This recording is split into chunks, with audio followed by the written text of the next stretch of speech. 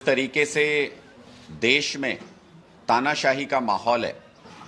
उससे उसके लक्षण अब स्पष्ट तौर पर पूरे देश में नजर आने लगे हैं। विरोधी पार्टियों के नेताओं को झूठे केस में फंसा करके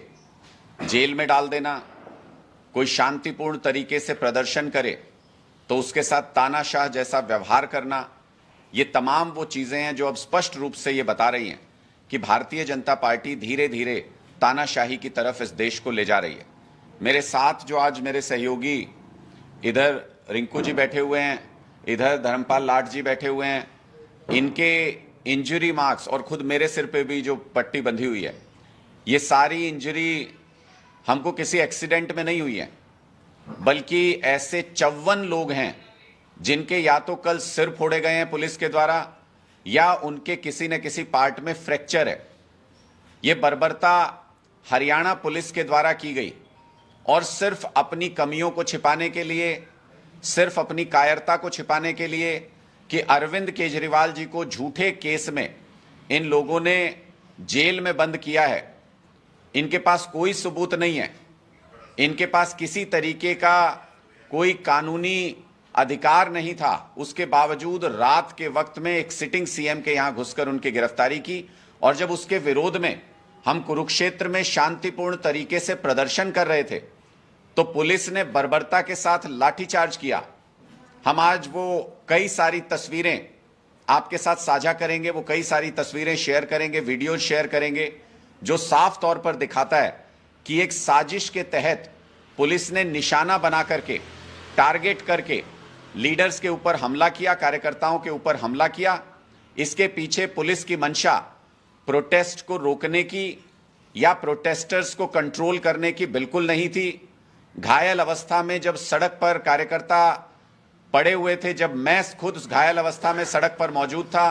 कार्यकर्ताओं ने मुझे किसी तरह घेर करके बचाया है। पुलिस ने घेरा बना करके चारों तरफ से लाठीचार्ज करके सिर के ऊपर निशाने लिए। मुझे एक पल के लिए ऐसा लगा जैसे हरियाणा पुलिस लीडर्स की हत्या करना चाहती है, आम आदमी पार्टी के नेताओं की हत्या करना चाहती है, और बीच बचाव में बहुत सारे कार्यकर्ताओं के ऊपर लाठी से हमला हरियाणा पुलिस ने किया। कई सारे ऐसे तथ्य मौजूद हैं जो स्पष्ट इशारा करते हैं कि पुलिस भारतीय जनता पार्टी के इशारे पर आम आदमी पार्टी के कार्यकर्ताओं के साथ बर्बरतापूर्ण व्यवहार कर रही थी। मैं ये पूछना चाहता हूं, जब हरियाणा में चुनाव आचार संहिता लागू है, कहा जाता है कि जब चुनाव आचार संहिता लागू होती है तो सर्वे सर्वा चुनाव आयोग होता है, कोई किसी की सरकार नहीं होती, किसी सरकार के पास उस वक्त अधिकार नहीं होते, पूरा एडमिनिस्ट्रेटिव कंट्रोल चुनाव आयोग के पास होता है। ऐसे समय में एक पॉलिटिकल पार्टी के इशारे पर हरियाणा पुलिस ने जिस तरीके से बर्बरतापूर्ण हमला किया आम आदमी पार्टी के कार्यकर्ताओं और नेताओं पर, जिस तरीके से टारगेट करके हमारे नेताओं के ऊपर इस तरीके से हमला किया कि उनकी हत्या का प्रयास किया गया, इसके लिए क्या चुनाव आयोग जवाबदेह है या इसके लिए हरियाणा की भारतीय जनता पार्टी की सरकार जवाबदेह है? हम चुनाव आयोग के पास भी ये रिप्रेजेंटेशन देंगे कि क्या चुनाव आयोग की निगरानी में इस तरीके की बर्बरता लोकतंत्र के अंदर की जा सकती है? किस प्रकार का खतरा पुलिस को नजर आ रहा था कि लोगों के सिरों के ऊपर उनको लाठियां चलानी पड़ी, किस प्रकार का खतरा नजर आ रहा था। और मैंने तो बाद में मुझे कुछ पुलिस वाले साथी कहते हुए नजर आए कि हमारे डीएसपी साहब को भी चोट लग गई है। तो हमने पता किया, हमने वीडियो फुटेज खंगाला, ये पुलिस की आपसी लड़ाई, पुलिस के मुलाजिमों की आपसी लड़ाई में उनको चोट लगी है। वीडियो में स्पष्ट तौर पे नजर आ रहा है कि कैसे वाटर कैनन जब पुलिस के कुछ कर्मचारियों की तरफ हो गया तो डीएसपी साहब ने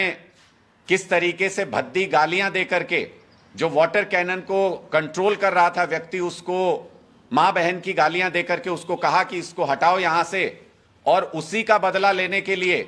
जिस तरीके से डीएसपी साहब जब लाठीचार्ज कर रहे थे कार्यकर्ताओं के ऊपर बर्बरता से, तो वाटर कैनन से सीधे उनके ऊपर हमला किया गया और वो सीधे औंधे मुंह जाकर के सड़क पर गिर गए, जिसकी वजह से उनको चोट लगी। आम आदमी के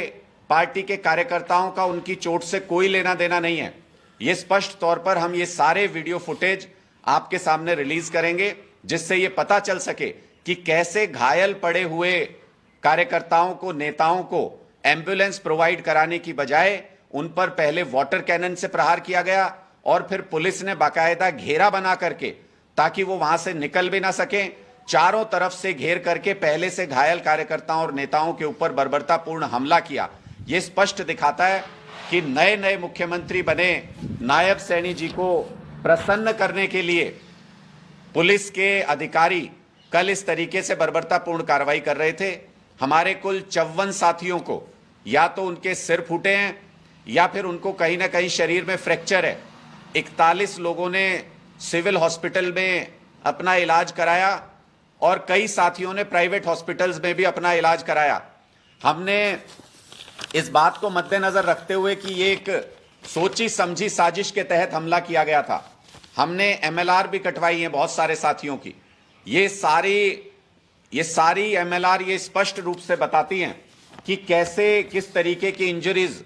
गर्दन से ऊपर, चेहरे पर और सिर के ऊपर प्रहार करके पुलिस ने आम आदमी पार्टी के कार्यकर्ताओं और नेताओं पर किए हैं, जिसका सीधा मतलब ये कि ये किसी भी उस आवाज को खत्म कर देना चाहते हैं जो इनके खिलाफ उठती है। लोकतंत्र में इस तरीके के प्रावधान हैं कि शांतिपूर्ण प्रदर्शन करना लोगों का अधिकार है और उसको शांतिपूर्ण तरीके से, व्यवस्थित तरीके से करवाना ये पुलिस प्रशासन का काम है। कहीं पर भी कानून में यह अधिकार नहीं है पुलिस के पास कि वो शांतिपूर्ण प्रदर्शन के ऊपर लाठीचार्ज करे। घायल हुए कार्यकर्ताओं और नेताओं को मेडिकल सुविधा उपलब्ध कराने की बजाय उनको दोबारा से घेर करके उनके ऊपर हमला किया जाए। हम चुनाव आयोग से यह मांग करने जा रहे हैं कि आपके कंट्रोल में इस वक्त पूरा प्रशासन है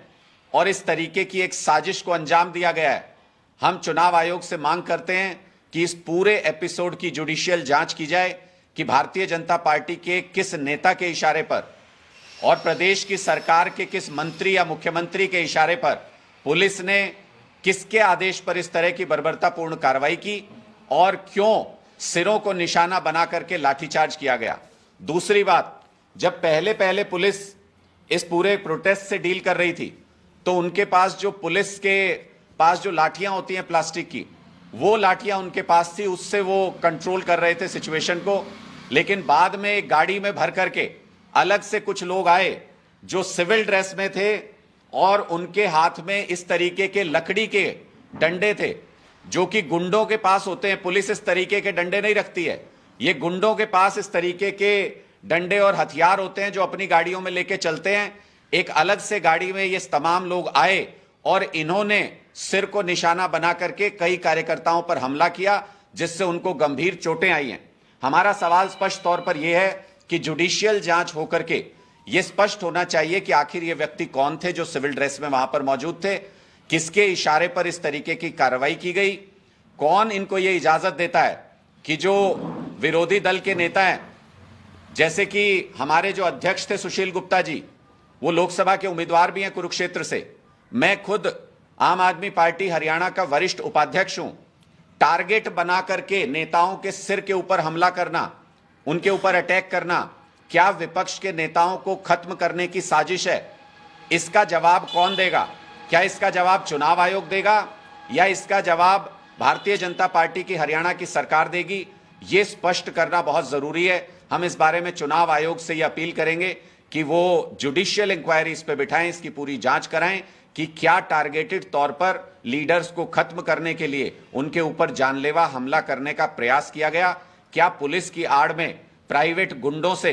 आम आदमी पार्टी के कार्यकर्ताओं और नेताओं पर हमला कराया गया? और कौन सा ऐसा प्रोटेस्ट आपने हाल फिलहाल में देखा है जिसमें एक ही प्रोटेस्ट में, जो कि बहुत विशाल कोई इस तरीके का प्रदर्शन नहीं था कि जिसमें कानून व्यवस्था की स्थिति बन जाती, फोर्स बड़ी संख्या में वहां पर मौजूद थी, ऐसे प्रदर्शन में 54 कार्यकर्ताओं के सिर फोड़ दिए जाएं, उनकी टांगें तोड़ दी जाएं, उनके हाथ तोड़ दिए जाएं, इस तरीके का कानून व्यवस्था को बनाने का कौन सा पुलिस मैनुअल के अंदर प्रावधान है? ये सारी चीजें हम चाहेंगे कि चुनाव आयोग एक जुडिशियल इंक्वायरी बिठा करके इन सारे मुद्दों के ऊपर स्थिति को स्पष्ट करे, वरना लोगों को यह लगेगा कि चुनाव आयोग सिर्फ डमी के तौर पर इस वक्त बैठाए गए हैं और भारतीय जनता पार्टी का चुनाव आचार संहिता लागू होने के बाद भी प्रशासन के ऊपर पूरा कंट्रोल है। प्रशासन और एजेंसियां भारतीय जनता पार्टी के इशारे पर काम कर रही हैं। हमारे नेताओं को, अरविंद केजरीवाल जी को गिरफ्तार किया, आज इनकम टैक्स की रेड हो रही है दिल्ली में, हमारे एक विधायक के यहां पर, ये सारी एजेंसियां